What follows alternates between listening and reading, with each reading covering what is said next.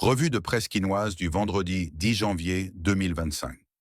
Ce vendredi, la plupart des journaux de Kinshasa se concentrent sur le rapport à mi-parcours du groupe d'experts de l'ONU, qui fait des révélations accablantes concernant le rôle du Rwanda dans la crise sécuritaire à l'est de la République démocratique du Congo, RDC.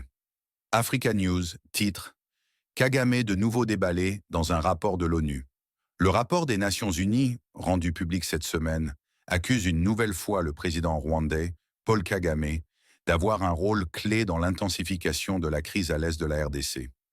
Le rapport souligne un regain d'activité des rebelles entre avril et novembre 2024, qui ont élargi leur zone d'influence, et déplore la violation d'un cessez-le-feu. Il met aussi en évidence le soutien continu du Rwanda au groupe rebelle M23, affirmant que l'armée rwandaise soutient et contrôle les opérations du M23.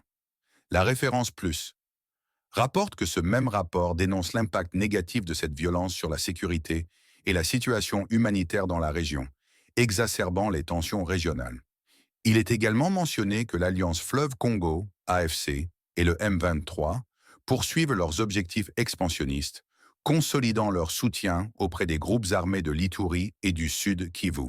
La tempête des tropiques précise que le rapport indique que 3 000 à 4 000 soldats rwandais sont déployés dans les territoires de Nyiragongo, Rutshuru et Masisi, dans le nord Kivu, et soutiennent l'avancée du M23, en particulier à Walikale, fin octobre 2024. Ces troupes sont équipées d'armements sophistiqués et chaque unité du M23 est supervisée par les forces spéciales rwandaises.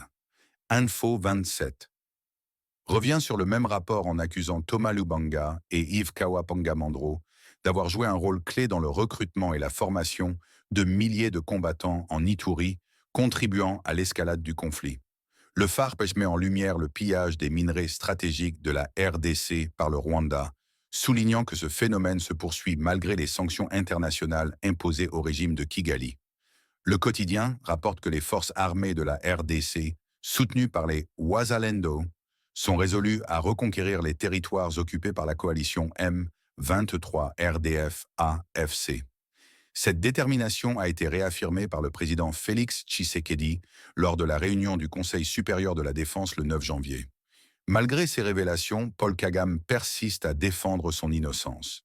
Lors d'une conférence de presse, il a de nouveau qualifié la rébellion du M23 de problème purement congolais, appelant le gouvernement de la RDC à en assumer la responsabilité.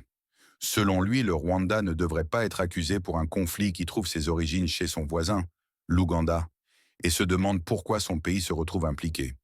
Parallèlement, des combats intenses continuent à l'ouest de Goma, où les forces congolaises tentent de reprendre le contrôle de Masisi, récemment occupé par le M23, soutenu par l'armée rwandaise. Le Bureau de la coordination des affaires humanitaires de l'ONU rapporte que, du 1er au 3 janvier 2025, les affrontements ont déplacé environ 102 000 personnes dans la région de Masisi Centre.